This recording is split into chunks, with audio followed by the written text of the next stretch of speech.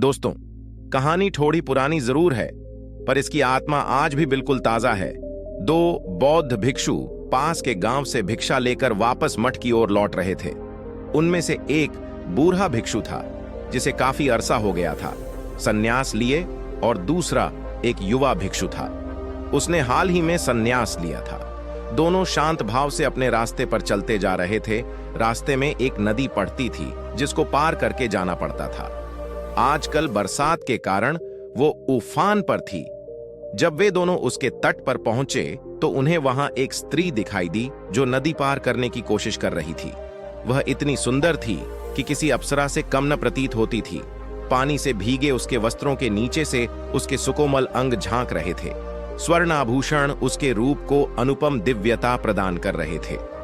जब भिक्षु उसके पास पहुंचे तो उस स्त्री ने उनको प्रणाम किया और बताया कि वो यहाँ के राजा की कन्या है, वो जो शिकार खेलते हुए भटक गई है। नदी के उस पार उसका नगर है। उसने विनती की कि कृपा करके मुझे इस नदी को पार करवा दें। नदी का वेग इतना ज्यादा है कि मैं अपने शरीर को संभाल नहीं पा रही हूं। दोनों भिक्षुओं ने नदी की ओर देखा। किनारे के उबद्ध खबर पत्थर, तल की चिकनाहट और ऊपर से धारा का वेग, कुल मिलाकर उसे पार कर पाना किसी कोमल मनुष्य के लिए अत्यंत कठिन था। परंतु समस्या सिर्फ यही एक नहीं थी, समस्या एक और भी। भगवान बुद्ध ने भिक्षुओं को नारी से दूर रहने को कहा था, इसलिए वो उसको पार नहीं करवा सकते थे। नारी स्पर्श से तो अब तक संचित समस्त साधना एक क्षण में नष्ट हो सकती थी। बूढ़ा भिक्षु अभी ये सब सोच विचार ही रहा था कि युवा भिक्षु आगे बढ़ा। उसने उस स्त्री को अपने कंधे पर उठाया और नदी में उतर गया।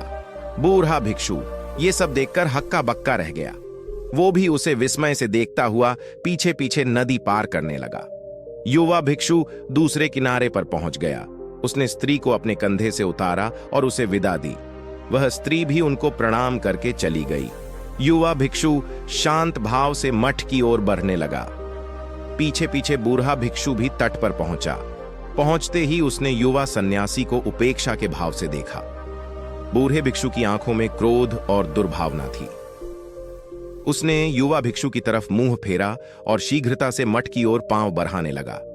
आवेग में चलते चलते वह विचार कर रहा था कि देखो, एक हम हैं जिन्होंने इतने साल तक अपने ऊपर किसी स्त्री की परछाई तक नहीं पड़ने दी, और एक ये हैं आजकल के युवा सन्यासी, स्त्री की छाया तो दूर, उसे स्पर्श भी किया, और सिर्फ स्पर्श ही नहीं, उसे कंधे पर भी उठा लिया।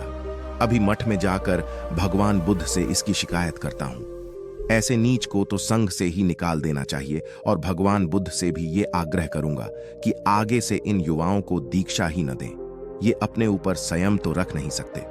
यही सब सोचते विचारते मठ आ गया। वह तेजी से अंदर गया और भगवान बुद्ध से भेंट करने उनके पास गया। बुद्ध शांत मुद्रा में एक वृक्ष के नीचे बैठे थे। बूढ़े भिक्षु ने उन्हें प्रणाम किया और सारा किस्सा सुना दिया कि कैसे उस युवा भिक्षु ने उस स्त्री को नदी पार करवाई। संघ के सभी भिक्षु इकट्ठा हो गए। युवा भिक्षु को बुलाया गया। भगवान बुद्ध ने उससे पूछा कि ये वृद्ध आप पर जो आरोप लगा रहे हैं, क्या वो सत्य है? क्या आपने किसी स्त्री को अपने कंधे पर उठाकर नदी पार करवाई?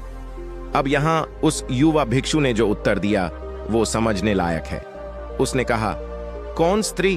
अच्छा वो, हाँ, मैंने उसे नदी पार करवाई थी, परंतु भगवान, मैंने तो उस स्त्री को नदी के उस पार से अपने कंधे पर उठाया और इस पार उतार दिया था, पर यह वृद्ध भिक्षु तो अभी तक उसे अपने कंधे पर उठाए हैं। ये बात सुनकर बुद्ध मुस्कुराए। उन्होंने युवा भिक्षु को आशीष दी और कहा कि सच में किसी कार्य में शारीरिक संलग्नता से कहीं अधिक प्रभावी मानसिक लिप्तता है। युवा भिक्षु ने परोपकार की भावना से उस स्त्री को उठाया, इसलिए उसका मन दूषित नहीं हुआ, जबकि बूढ़े भिक्षु का मन द्वेष भाव से भर गया और वे अब तक अशांत है। सारी बात मन की है, अंदर की है। युवा भिक्षु उस स्त्री को कंधे पर उठाकर भी उससे मुक्त रहे, और बूढ़ा भिक्षु उस स्त्री का स्पर्श किए बगैर भी उससे बंध गया। उम्मीद है आपको भी ये बात समझ आ गई होगी। अक्सर हमें अच्छा व्यवहार करने की शिक्षा दी जाती है, जबकि आपका मानसिक आचरण अधिक महत्व रखता है। मित्रों, सारी बात मन की है। मन एक ऐसा दोवेश है जिसमें आप मन के अनुसार चले तो ठीक, और उसी मन के विपरीत कार्य करे तो आपको आपके कार्य में अनेक नकारात्मक विचार देंगे, जिससे आप दुखी हो जाते हैं।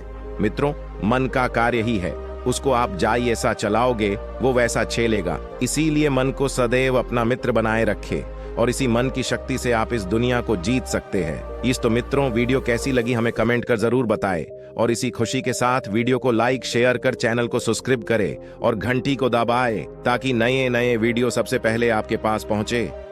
धन्यवाद। नमो बुधाय। नन।